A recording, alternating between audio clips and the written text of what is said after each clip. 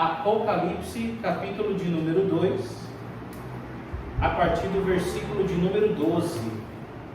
E eu vou pedir que os meus amados leiam segundo as traduções bíblicas que vocês estão utilizando. Começando pelo pastor Ailton, ele leu o 12, a pastora Mari o 13 e os irmãos assim sucessivamente. Aí quando chegar a minha vez eu leio também e volta para o pastor Ailton.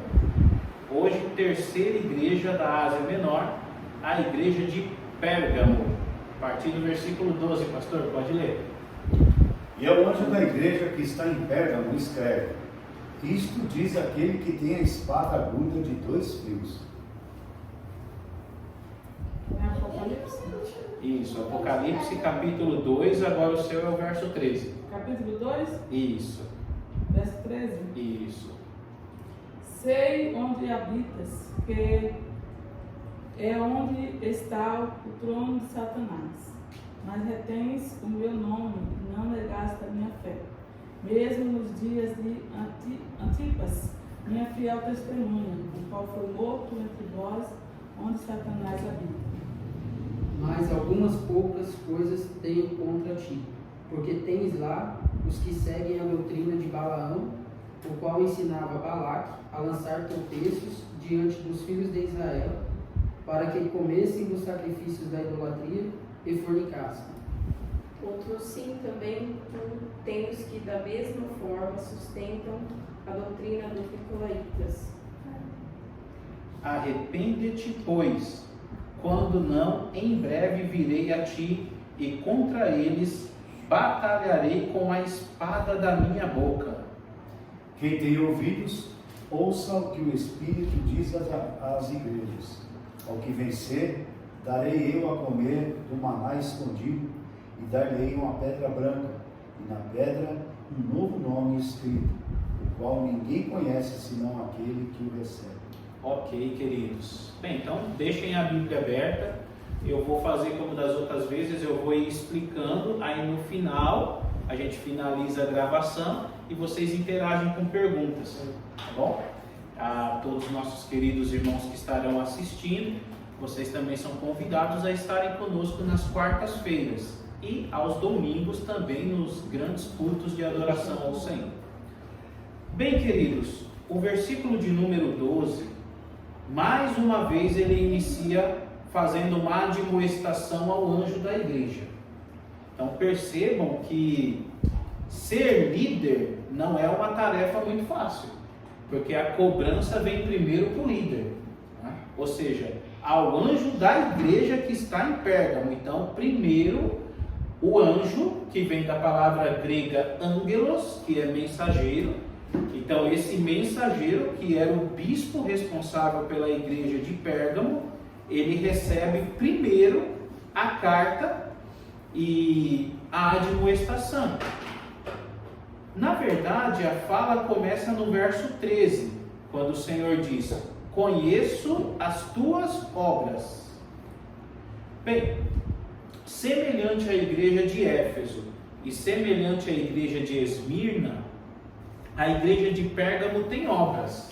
Isso é interessante, porque, irmão Jonathan, algumas pessoas dizem assim: se eu sou cristão, eu não preciso ter obras, eu só preciso ter fé. E é um pouco estranho, porque parece que as obras, elas acompanham não para você ser salvo, mas porque você é salvo. Quem é salvo, ele tem obras de salvo, e ele não precisa fazer obras para ser salvo. É bem a teologia de Tiago, porque Tiago, ele trabalha essa questão de que você, sobre as obras, e aí o apóstolo Paulo parece que contradiz, porque ele diz que você não vai ser salvo pelas obras, né? Mas nós podemos ver que cada igreja que está sendo admoestada aqui, o Senhor diz: conheço as tuas obras. Então, diga-se de passagem, um cristão ele tem obras, e essas obras o Senhor as conhece, são obras boas, né? Aqui ele continua dizendo: e onde habitas, que é onde está o trono de Satanás. Aqui, queridos, eu já posso destacar a questão da dificuldade de se conhecer a Bíblia para os dias de hoje. Porque quando nós lemos esse texto, eu sei onde você habita, que é o lugar que está o trono de Satanás. Possivelmente o leitor, se ele não fazer uma leitura hermenêutica, ele vai imaginar uma espécie de batalha espiritual, aonde Satanás habita, aonde Satanás ele vai impedir a pessoa de crescer, de se relacionar com Cristo, e não é especificamente o que estava acontecendo aqui. Existe um contexto histórico por trás da igreja de Pérgamo, de um imperador da cidade de Pérgamo, desde o chamado período intertestamentário, que ele criou um grande altar para Zeus na cidade de Pérgamo.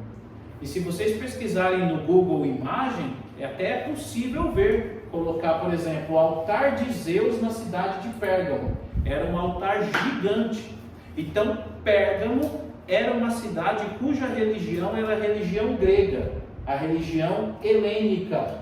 E existia então uma igreja em Pérgamo. E aqui o Senhor está falando que conhece as obras dos irmãos de Pérgamo e também conhece que o lugar das reuniões culticas é o lugar onde Satanás habita, tendo em vista que é um lugar onde o paganismo domina. O paganismo, o culto a Zeus dominava, e o autor coloca esse culto a Zeus como o lugar que Satanás habita.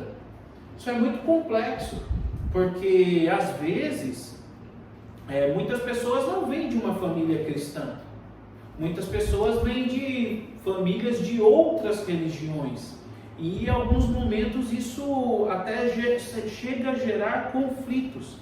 Ontem eu estava conversando com um pastor que é o reitor do seminário que eu leciono, para o curso bacharel e para o curso básico de teologia, e ele estava me compartilhando que algumas vezes ele deixou de fazer casamentos na igreja dele, justamente porque a determinada pessoa da igreja resolveu se relacionar com uma pessoa que não era cristã. E aí ele deu alguns conselhos dizendo que isso poderia trazer conflito no lar.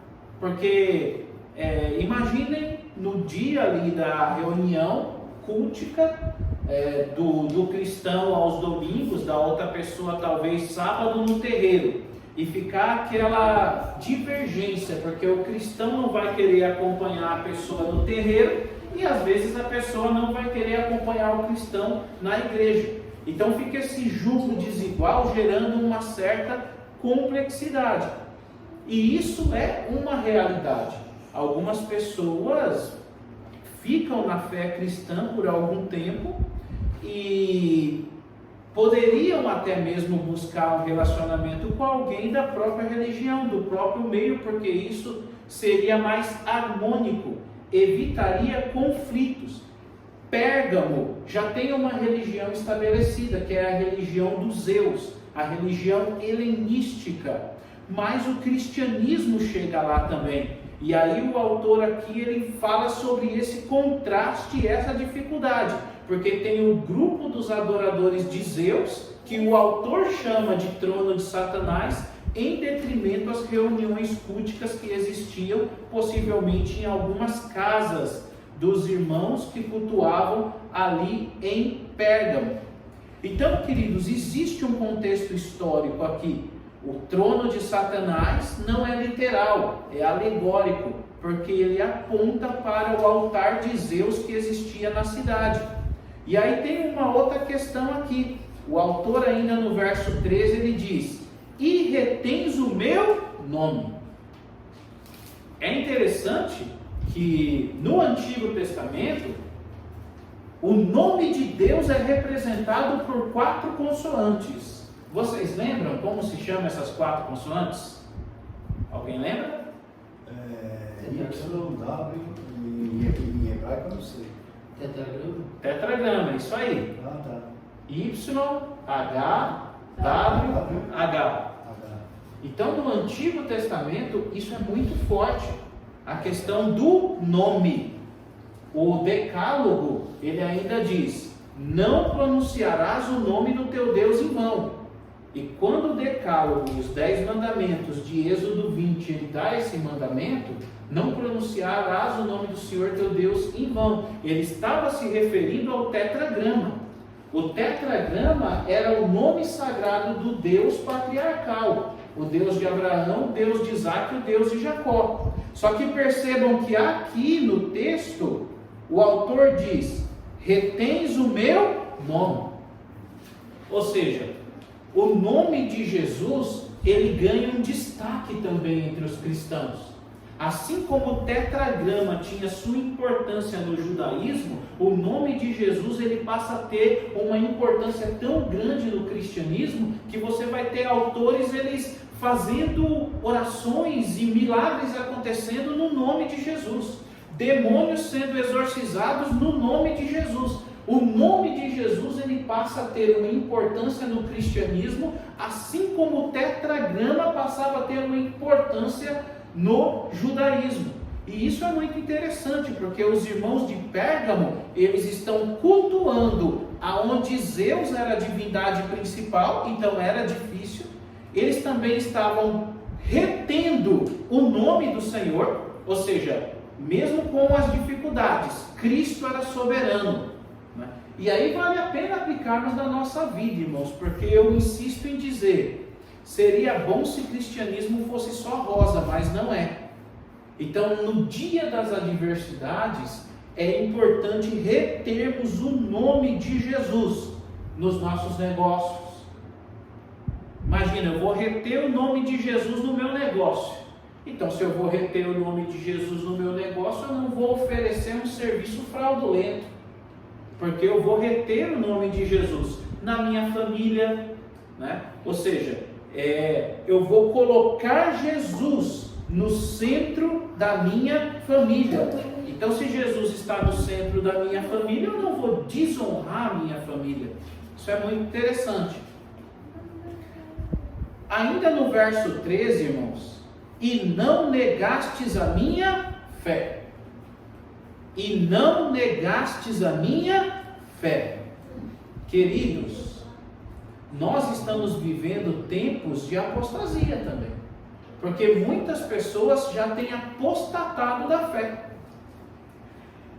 Tem pessoas no cristianismo, eu não sei se vocês já conheceram, mas na caminhada aí eu já conheci pessoas que elas não têm firmeza. São pessoas que não têm perseverança. E aí o que acontece? Há uma negação da fé. Tem gente que nega a fé, irmão Jonathan, tipo 3 vezes ao ano. Chega o carnaval, ele nega a fé. Irmã Stephanie. Chega o carnaval, nega a fé. O que mais? Aí chega Festa junina. Chega a festa junina, nega a fé. Chega o Natal, nega a fé. Chega o Ano Novo, nega a fé. Aí você, mas como é isso? Parece que falta maturidade. E a maturidade, irmãos, é algo interessante, porque não vem por tempo de cristianismo. Tem pessoas que podem até estar 20 anos num grupo cristão, mas são pessoas que não são maduras. Por quê? Porque amadurecimento vem pela palavra, vem pelo conhecimento. São pessoas que não têm o conhecimento, elas tendem a ser imaturas, porque elas acabam se escandalizando por coisas superficiais. E geralmente quem tem o conhecimento das Escrituras, ele está firmado na rocha que é Cristo, então ele está maduro. Ele não se escandaliza por causa de erro de pessoas, e ele também não se escandaliza com coisas. Mas fulano de tal caiu. Independente se fulano caiu ou está em pé. Quem é um cristão maduro, ele não deixa a sua fé se abalar por causa de erro dos outros. Isso é muito forte. E a igreja de Pérgamo, ela é louvada, porque não negastes a minha fé. Queridos, existiam os 12 apóstolos. E aí nós vamos ter alguns autores, como John Fox, que ele é autor de um livro chamado Livro dos Mártires. Se vocês quiserem anotar, e até podem comprar. O Livro dos Mártires, ele cita a morte dos 12 apóstolos. E foi terrível, né? Pedro crucificado de cabeça para baixo, Paulo decapitado, Tomé transpassado por uma flecha enquanto orava, Tiago Maior transpassado por uma adaga romana, Tiago Menor apanhou e foi também lançado de um precipício. Então, a morte dos apóstolos foi terrível. Essa morte é chamada de martírio. E mesmo no martírio, eles não negaram a fé. Eu me lembro de uma história que ocorreu no Coliseu. Tem um livro também chamado Os Mártires do Coliseu. Tá? Então, o Coliseu era aquele grande circo romano, né? E olha o que acontece, queridos. Uma família cristã estava ali no Coliseu e o imperador Marco Aurélio ele disse que aquela família iria morrer. E mandaram um soldado tentar persuadir aquela família a negar Jesus. E o soldado se aproximou da família e disse: vocês vão morrer, vocês querem negar o seu Deus, negar a sua fé? E aí o homem ele disse: espera um pouco, eu vou conversar com minha família. E ali conversou tal, a esposa disse: eu estou com medo, eu acho que eu vou negar a fé.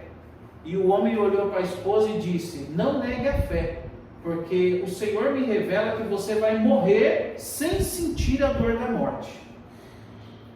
O servo de Marco Aurélio veio, e aí, qual vai ser a sua resposta? A família disse: nós não negaremos a fé. Eles foram colocados no meio do Coliseu, e um dos métodos da morte era vários, mas também leões. Solta os leões. Os leões, quando estavam prestes a estraçalhar a família, um deu uma patada no rosto da criança. A mãe, ao ver a cena, desmaiou do colo do marido.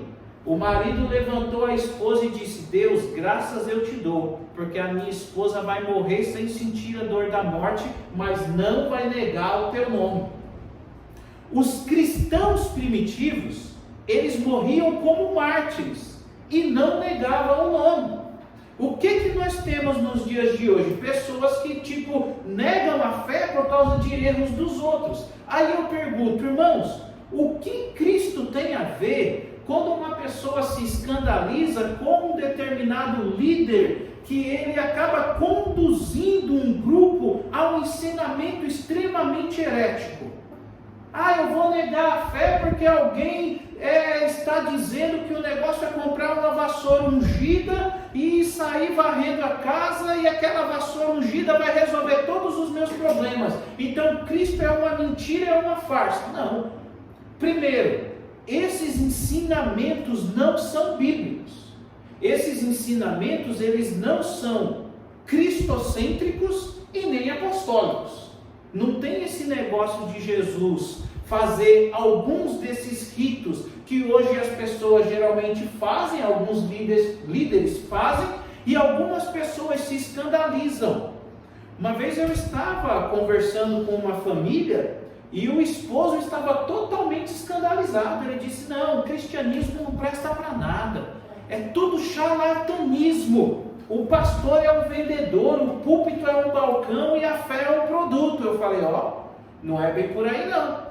Você está fazendo uma análise de um grupo chamado neopentecostal, que eles fazem um trabalho chamado comércio religioso. No entanto, existem grupos cristãos que são desde o século XVI, que é totalmente diferente. Eles são grupos inclinados ao conhecimento da palavra e buscam nos ensinamentos de Jesus uma forma de conduzir a sua vida, o seu comportamento ético, moral, o seu relacionamento com Deus e com o outro. Então não tem essas falsas doutrinas num grupo cristão sério. O problema é que às vezes o grupo cristão sério, ele não tem a notoriedade midiática. Às vezes você tem um grupo cristão sério que não tem aquela notoriedade midiática de um grupo gigantesco que está lá leiloando uma vassoura ungida. Mas às vezes você tem aquele grupo pequeno, mas que é aquele grupo focado nas escrituras e que tem essa qualidade aqui: não nega a minha fé. Ainda no verso 13, queridos, ainda nos dias de Antipas, minha fiel testemunha. Quem sabe quem é Antipas? Ou quem foi Antipas? Alguém lembra? Antipas. É um nome diferente, né? Porque nós temos Paulo, Pedro, André, João, Antipas, Stefano. É difícil, né? E aí, John? Antipas. E aí, Levi? Antipas, Levi.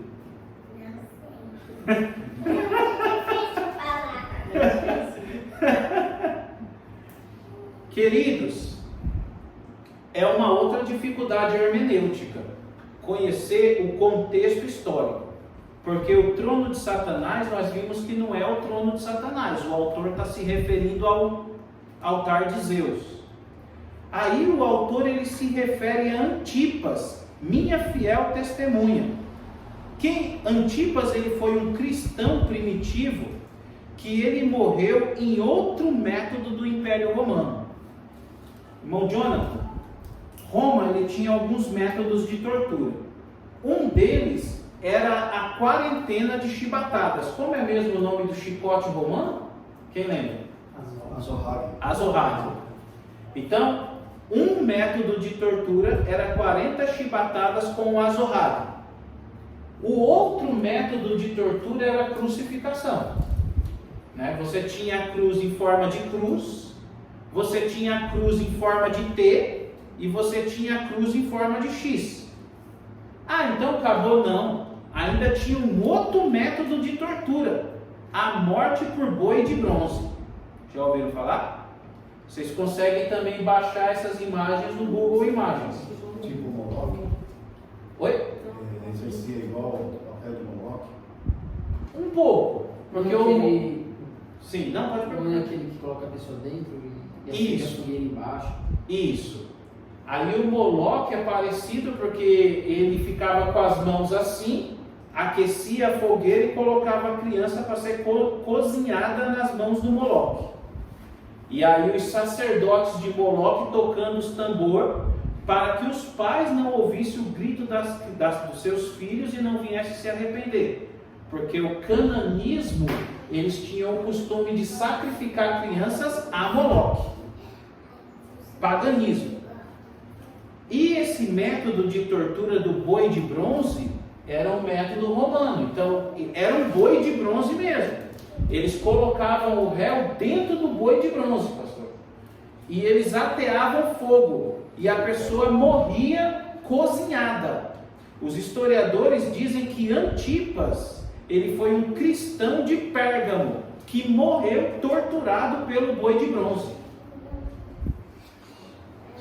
Os romanos, eles eram complexos, porque eles diziam: se cristão se reúne e não gera lucro para o império, vamos matá-los.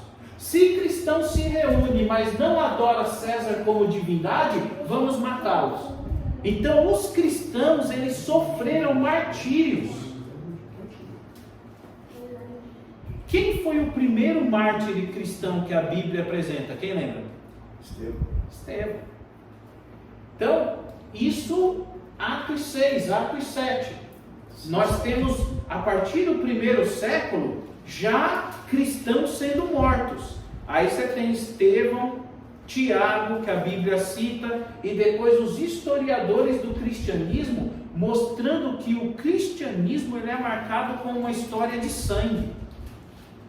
E isso é interessante, irmãos, porque a princípio nós temos o sangue de Jesus, que ele foi vertido como um ato simbólico, porque no Antigo Testamento tinha o sangue da vítima, do animal que entrava ali em combustão, e aí nós temos Jesus sendo morto.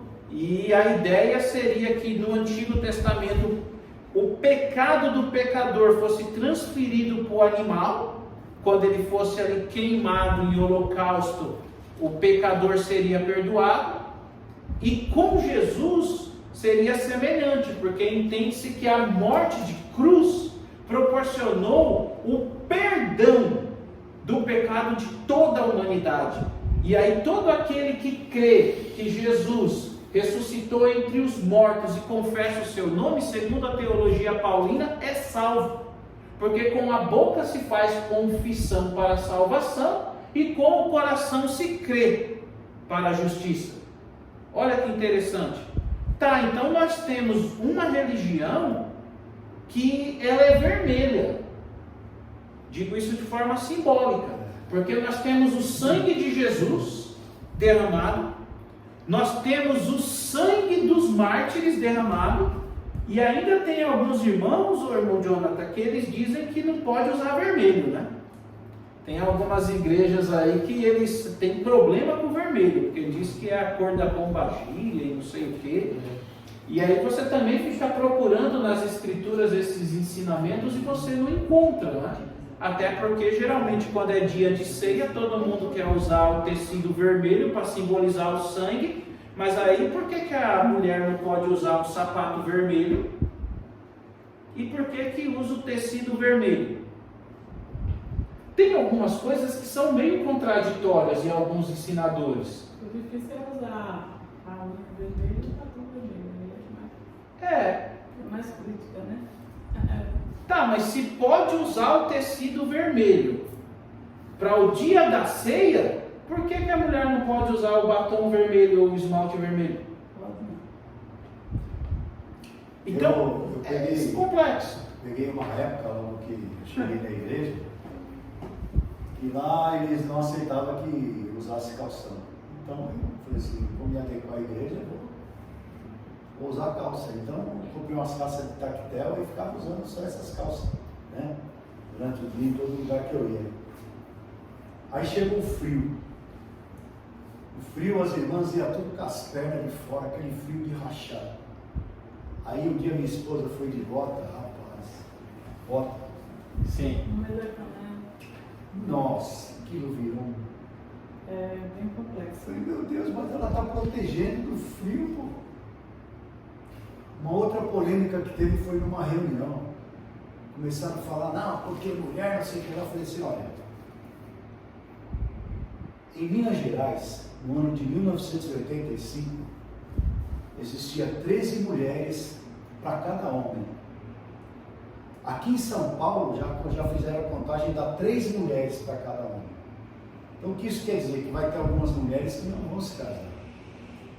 Elas não vão se casar e elas vão ter que trabalhar. Então você vai ver mulher pedreira, advogada, No Facebook engenheira. já tem umas mulher Você vai ver pedreira, mulher, né? você vai ver mulher trabalhando na fundição, na conquilha, campeonato de camiseta molhada, vai estar trabalhando lá. Você entendeu?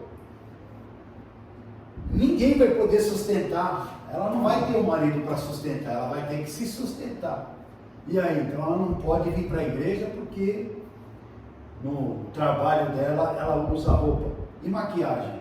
O policial feminino, ela é obrigada a usar maquiagem. Está lá escrito lá no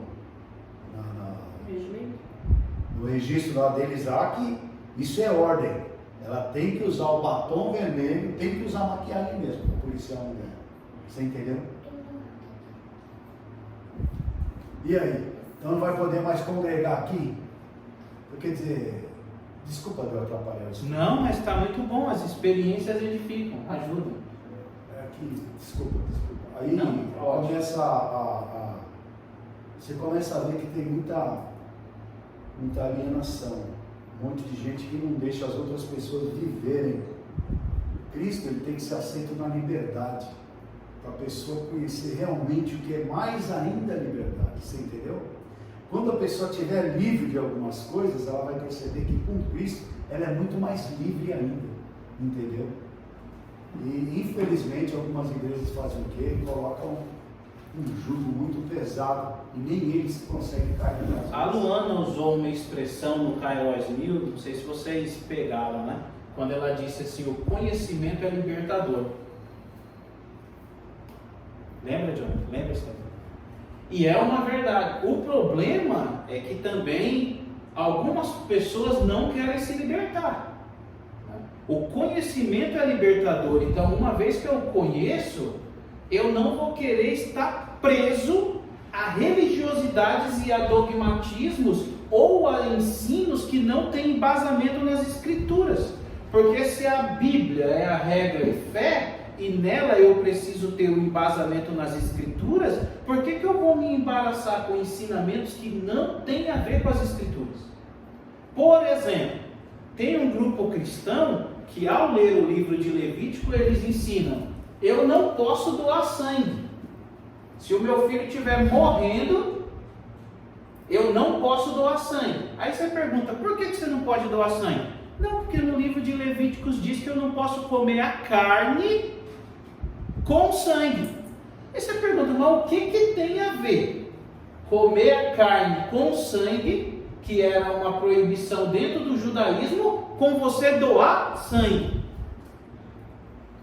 Então existem erros hermenêuticos grotescos, e o problema é que alguns erros hermenêuticos desse, que às vezes vêm da cabeça de um líder, o povo é conduzido a fazer. E se o povo não fizer, eles são punidos.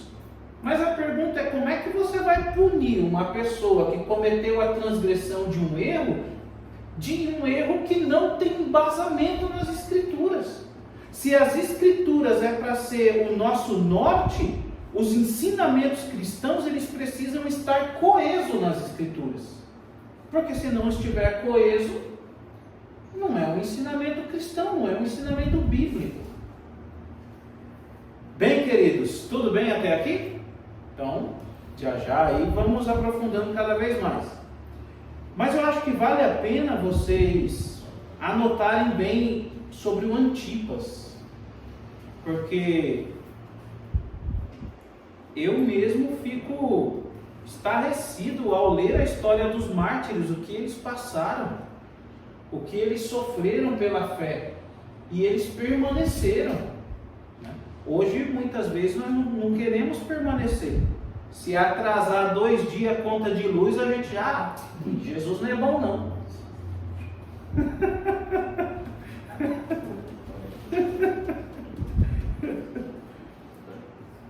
Verso 14. Mas algumas poucas coisas tenho contra ti, porque tens lá os que seguem a doutrina de Balaão, o qual ensinava a Balaque a lançar tropeço diante dos filhos de Israel, para que comessem dos sacrifícios da idolatria e fornicassem. Novamente uma difícil interpretação. Eu já vi, pastor, pessoas querendo pôr o Balaão lá do livro de Números aqui no Apocalipse. Meu, aí o cara teria o quê? Uns 2000 anos, mais ou menos?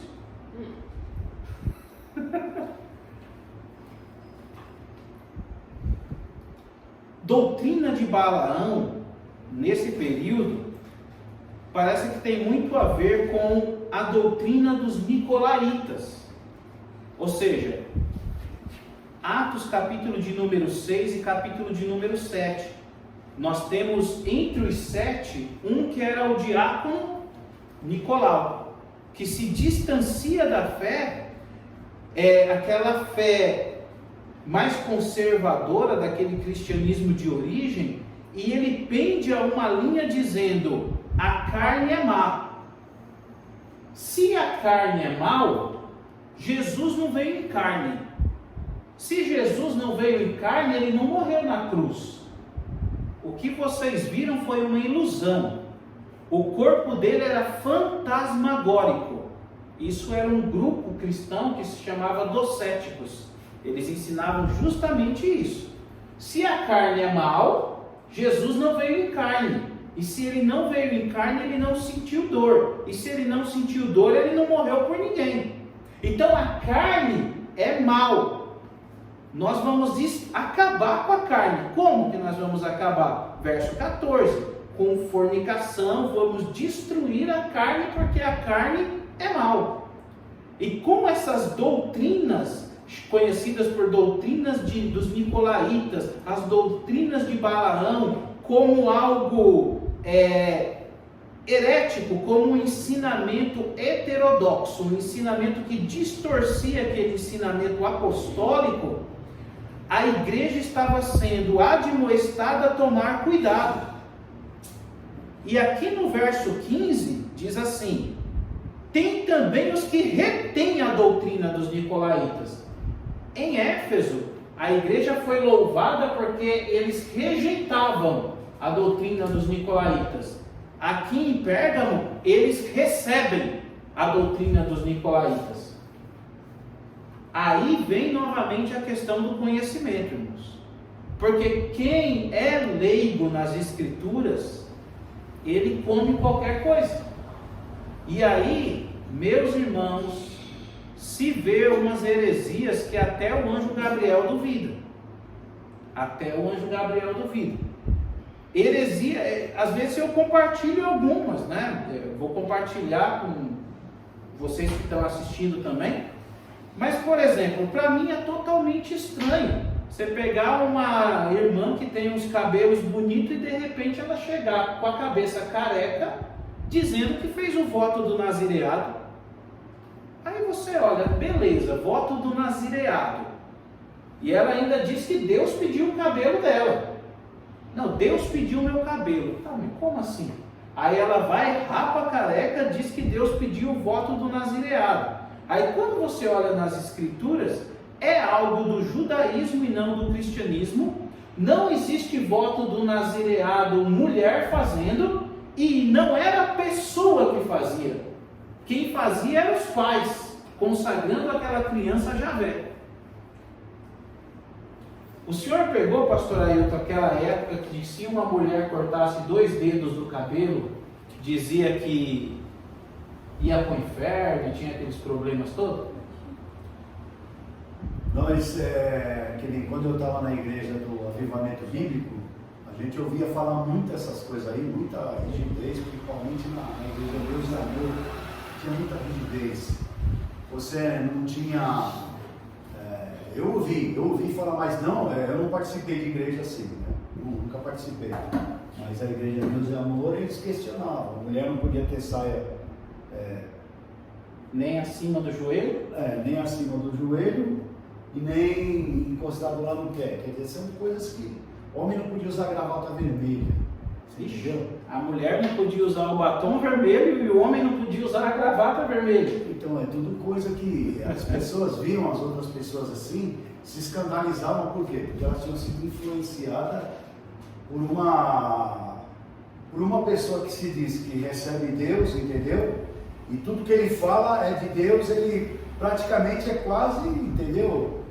E aí, porque ele profetiza um monte de coisa tal, e aí acaba influenciando as pessoas e não deixando as pessoas a viverem. Então a pessoa fica com dúvida em tudo que ela vai fazer. Tudo que ela vai fazer, ela tem dúvida. Eu não sei se a Stephanie E já quem tem ouviu dúvida, essas muita coisas. dúvida, você sabe que peca, né? Você vem dessa época? Ou não viveu essas épocas? Dá bem, né? Não, assim, eu peguei assim um período que não podia cortar o cabelo. Tinha que ter coque. Então, mas nessa época aí... Essa de coque é da igreja Assembleia de Deus, né? Só podia O costume da Frida Windner, né? As pessoas pegaram esse costume aí e continuaram. Então, Pode falar, pastor. Nessa época, pastor Ailton, se ouvia que alguém era arrebatado, descia até o inferno. Inclusive tem um livro da Rebecca Brown, não sei se vocês já ouviram, que é aquele Divina Revelação do Inferno. Que ela fala das partes? Isso. Que o pé do inferno, não sei o quê. Então aí já é outra heresia, porque como é que eu vou dizer que o inferno tem o pé do inferno, o nariz do inferno, a mão do inferno?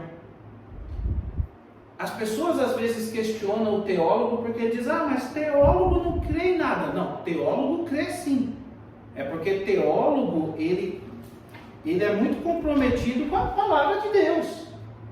E aí se as pessoas começam a trazer ensinamentos que não tem a ver com a palavra de Deus, esse teólogo ele vai ser tentado a fazer como Lutero. porque Lutero ele era monge agostiniano, o título de doutor era da Igreja Católica, mas quando ele viu que João Tetzel estava na Alemanha assim, deposite o seu dinheiro no fundo da caixa, quando a moeda tinir, uma alma sairá do purgatório. Tire a sua mãe do purgatório. Tira o seu pai do purgatório. Aí o Lutero não aguentou. Ele falou, não, aí é heresia. Eu vou escrever 95 teses e vou refutar isso aí.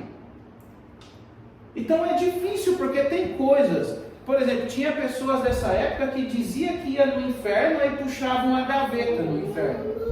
Aí o que tinha nessa gaveta? Os cabelos das irmãs que cortaram o cabelo. Cortou. Quando as irmãs tomavam banho, os anjos vinham assim, pegavam esses fios de cabelo assim, entendeu? Do chão e levavam. É sério, nós ouvimos esse tipo de coisa. Aí, de vez em quando eu dou uma olhada lá no ralo lá, né, de casa, minha esposa ela solta muito cabelo, né? Falei, vixe, os anjos cansaram de vir buscar os cabelos. Aí a gente junta tudo, né? Faz a limpeza do banheiro e joga fora. Entendeu? Eles não aceitam o cabelo da minha esposa. Infelizmente. Se cortava e ficava nas gavetas só os cabelos, no inferno tava ótimo. Se ia só os cabelos. Quando você vai comer a pizza, vem uma As pessoas não iam só o cabelo. Ai, que nojento. Tu vai comer a pizza, é uma mosca e um cabelão assim, desse tamanho assim. Hoje eu não pegou esse cabelo. Ele esqueceu. Esqueci justamente na minha pizza. Ele ficou para subir. Irmãos, é engraçado, mas existem ensinamentos que são muito loucos. Eu me lembro no comecinho de 2000 que tava aquela moda de anjo. Era anjo para tudo. Não, o anjo vai descer e vai trazer a bandeja da vitória e vai trazer a chave dourada, era anjo para tudo. E tinha um pastor nos Estados Unidos que tinha um negócio de prender o anjo na gaiola, cara. Sabe, faz uma gaiola grande na igreja, o diácono fica na porta, de repente o pastor, prende aí, diácono. Então, aí o pastor começa, irmãos, o anjo está preso na gaiola, e ele não vai sair enquanto não entregar a tua bênção. E o pior é que o povo ainda dá glória e faz uns aviões, faz uns negócios meio doidos. Cara, não é possível, cara. Se 2 anjos lá em Gênesis destruíram Sodoma e Gomorra, como é que uma gaiola de pano vai prender eles? Irmãos, o conhecimento é libertador mesmo. O conhecimento é libertador, mas é para sermos libertos para quê? Maturidade. O cristão maduro ele pode ter relacionamento profundo com Cristo. O cristão maduro, ele não é preso em dogmatismo, ele não é preso em religiosidade, ele não é preso em fanatismo, né? No centro da cidade existia fanáticos antes da rodoviária que estão fazendo. O que é fanatismo? O fanatismo é zelo sem entendimento. Porque o que eu vi ali na praça, pastor, era fanatismo mesmo. Porque às vezes passava um casal, a moça estava com a saia um pouco mais curta e passava um pregador atrás gritando Jezabel! Até que o namorado dava um de direita, o cara saía rolando lá e dizia, o diabo se levantou. Como que O diabo está furioso. Como? É fanatismo. Fanatismo é zelo sem entendimento. O cristão, irmãos, vamos olhar para o passado, né? Lutero, Zwinglio, né? Nós temos grandes teólogos do passado, Wesley, que tinham formações maravilhosas na área da filosofia, na área da arte, na área da teologia, né? Hoje nós temos cristãos especialistas na sua área, na área do direito, odontologia, na área da educação.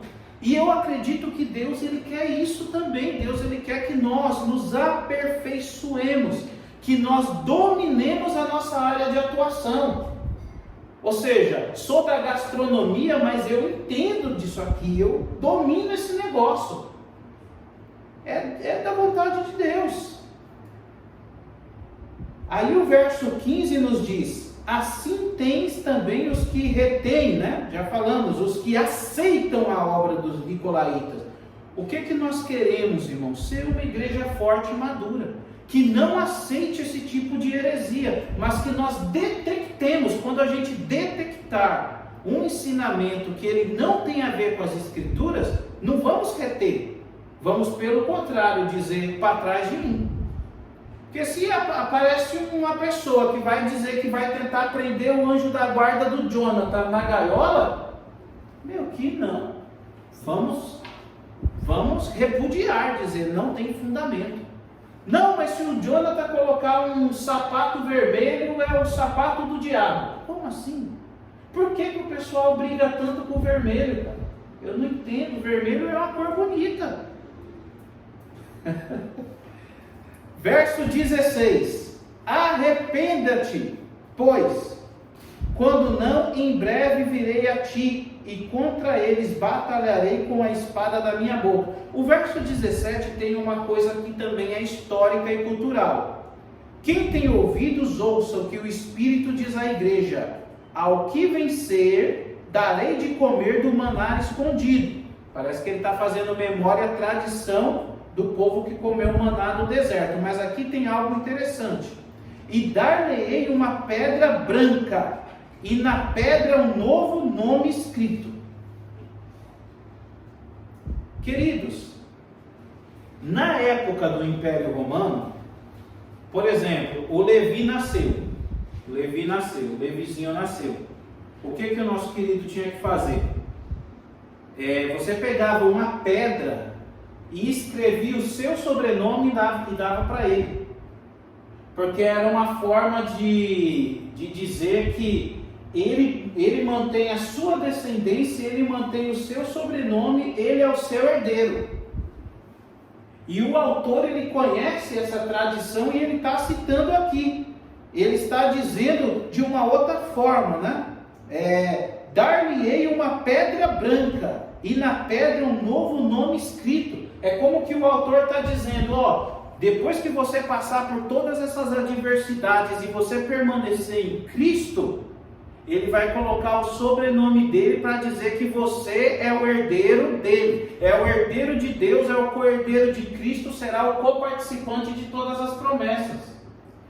Então existe uma profundidade histórica com uma revelação atual, porque as Escrituras ela tem isso, ela tem os detalhes históricos, arqueológicos, mas ela também fala com a nossa realidade, nos encorajando e nos admoestando a sermos perseverantes para que possamos alcançar as promessas. Então a igreja de Pérgamo, irmãos, ela é uma igreja que tem obras. Ela habita onde o Zeus era a divindade principal, que o autor chama de trono de Satanás. Eles retêm o nome do Senhor, não negaram a fé. Antipas era alguém que era elogiado, porque as pessoas olhavam Antipas e diziam: eu quero ter a perseverança de Antipas, mesmo no dia da adversidade, a minha fé precisa se manter intacta. Também em Pérgamo tinha pessoas que abraçavam as doutrinas erradas e heréticas dos chamados doutrinas de Balaão e doutrina dos nicolaítas. E o autor ele admoesta no verso 16: arrependa-te, arrependa-te. Porque depois do arrependimento, você vai adquirir as promessas. E uma das promessas é uma pedrinha branca com um novo nome, fazendo aquela relação do que era naquela época e das promessas de Cristo, de você ser herdeiro de Deus, co-herdeiro de Cristo e co-participante das promessas.